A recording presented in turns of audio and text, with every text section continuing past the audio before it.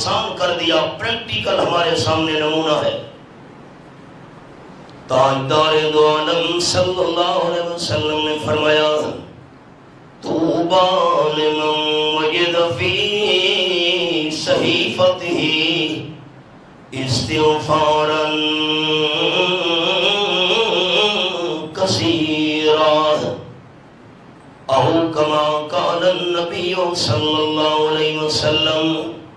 مبارک ہو، خوشخبری ہو، خوشی نصیب ہو اس بندے کو قیامت کے میدان میں جس کے نام اعمال میں استغفار زیادہ پایا گیا۔ دوسرا اشرا بھی ہے استغفار اور مغفرت کا۔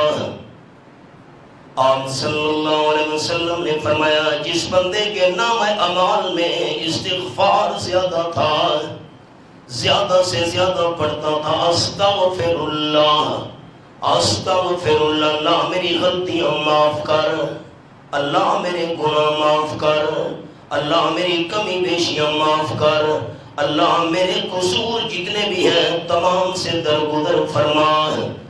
جس بندے کے نام اعمال میں قیامت کے دن استغفار زیادہ ہوا، اس بندے کو میں آمنہ کے لال کی طرف سے مبارک ہو۔ پریشانیوں کا حل بھی استغفار ہے۔ قرآن پاک کے الفاظ 29واں پارہ، سورت کا نام سورت نوح۔ حضرت نوح علیہ السلام نے فرمایا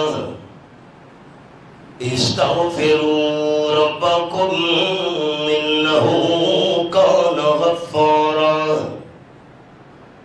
آیت نمبر 10۔ صحابہ کرام کے شاگرد بڑے عظیم و شان تابعی ہیں۔ حضرت حسن بصری رحمت اللہ علیہ کے پاس ایک بندہ آیا، حضرت ہمارے علاقے میں بارشیں بند ہو گئی ہیں، کیا کرنا چاہیے؟ قحط کا سما ہے، زمین بے آب و گیا پڑی ہے، سبزہ نظر نہیں آ رہا، بڑے پریشان ہیں، حیوانات مر رہے ہیں۔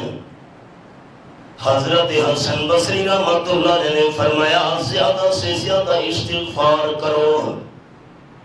بندہ چلا گیا، تھوڑی دیر گزری، دوسرا بندہ آیا، حضرت میرے کاروبار میں نقصان آ چکا ہے، تجارت خسارے میں جا رہی ہے، نفع آنا بند ہو گیا ہے۔ حضرت حسن بصری رحمت اللہ نے فرمایا تو بھی زیادہ سے زیادہ استغفار کر۔ جو دوست کہتے ہیں نا دکان نہیں چلتی، ان کے لیے نسخہ ہے زیادہ سے زیادہ استغفار۔ اور استغفار کرنے کے لیے وضو بھی شرط نہیں ہے کہ وضو ہو تو بندہ استغفر اللہ پڑھے، نا اٹھتے بیٹھتے چلتے پھرتے سوتے جاگتے بندہ استغفار پڑھتا رہے۔ لمبا استغفار نہ بھی آئے، اتنے الفاظ تو آسان ہیں استغفر اللہ، لیکن یہ نیت کر کے کہ اللہ میں تجھ سے گناہوں کی معافی مانگ رہا ہوں۔ دوسرا بندہ بھی چلا گیا، تیسرا بندہ پریشان ہو کر آیا، میری نرینہ اولاد نہیں ہے، حضرت کیا کرنا چاہیے؟ حضرت حسن بصری نے یہ نہیں فرمایا فلاں دربار پہ جا کے منت مان، فلاں دربار پہ جا کے نظر و نیاز چڑھا، فلاں بابے کو پکار۔ حضرت حسن بصری رحمت اللہ علیہ نے فرمایا تو بھی زیادہ سے زیادہ استغفار کر۔ بندہ چلا گیا، چوتھا بندہ محفل میں حاضر ہوا، حضرت میرے باغ کے میووں کو کیڑا لگ چکا ہے، جو درمیان میں نہر جاری تھی نہر کا پانی خشک ہو چکا ہے۔ حضرت حسن بصری رحمت اللہ علیہ نے فرمایا تو بھی کثرت سے استغفار کر۔ سننے والے حیران ہو گئے، آنے محفل شاگرد مرید، حضرت بات سمجھ نہیں آئی۔ مرید چار الگ الگ تھے، نسخہ ایک کیوں ہے؟ پہلے بندے نے کہا پرشے بندے استغفار کر، دوسرے بندے نے کہا کاروبار میں نفع نہیں آ رہا، نقصان کا سامنا ہے، استغفار کر، تیسرے بندے نے کہا نرینہ اولاد نہیں ہے، استغفار کر، چوتھے نے کہا باغ کے میووں کو کیڑا لگ چکا ہے، نہر خشک ہو گئی ہے، استغفار کر۔ حضرت حسن بصری رحمۃ اللہ علیہ نے فرمایا تم نے حضرت نوح علیہ السلام کی بات پر غور نہیں کیا، یہ چاروں باتیں حضرت نوح علیہ السلام کے ارشاد میں موجود ہیں۔ استغفروا ربکم انہ کان غفارا۔ حضرت نوح علیہ السلام نے قوم کو فرمایا اللہ سے گناہوں کی معافی مانگو، اللہ کریم غفار ذات ہے، انسان جتنا بڑا بھی گناہگار ہو اللہ کریم کی رحمت کا مقابلہ پھر بھی انسان کے گناہ نہیں کر سکتے۔ استغفار کرنے کے فائدے یہ ہوں گے یرسل السماء علیکم مدرارا، استغفار کی کثرت کی وجہ سے اللہ کریم تم پر رحمت کی بارشیں برسانا شروع کر دے گا۔ اور نمبر 2 وَيُمْدِدُكُمْ بِأَمْوَالٍ، استغفار زیادہ سے زیادہ کرو گے، حضرت نوح علیہ السلام نے فرمایا اللہ تمہارے مالوں میں برکت ڈال دے گا۔ نسخہ تو قرآن نے 1400 سال پہلے بتا دیا،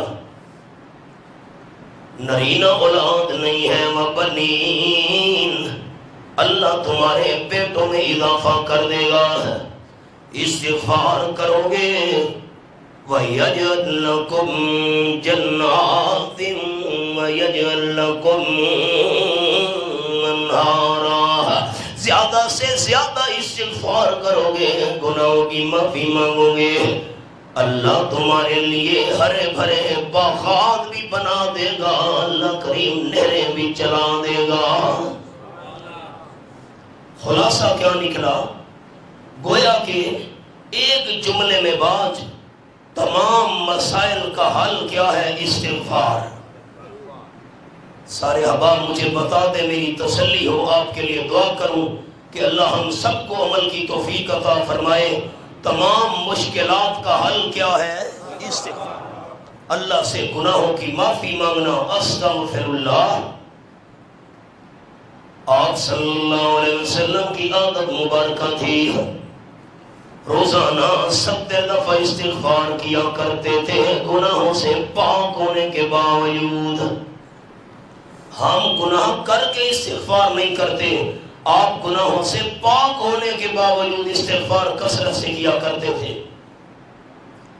اور پھر جب آپ صلی اللہ علیہ وسلم نماز کا سلام پھیرتے فرمایا کرتے تھے اللہ اکبر، اور 3 دفعہ فرماتے تھے استغفر اللہ استغفر اللہ استغفر اللہ۔ کیا مطلب؟ اے پروردگار میں آمنہ کے لال صلی اللہ علیہ وسلم نے تیری عبادت کی ہے، رب کائنات کی قسم قیامت تک آنے والے تمام امت کے سارے نیک اعمال جمع کر دیے جائیں، حبیب کبریا صلی اللہ علیہ وسلم کے ایک سجدے کی شان کا مقابلہ پوری امت کے نیک اعمال نہیں کر سکتے۔ سلام پھیرنے کے بعد اللہ اکبر، کیا مطلب؟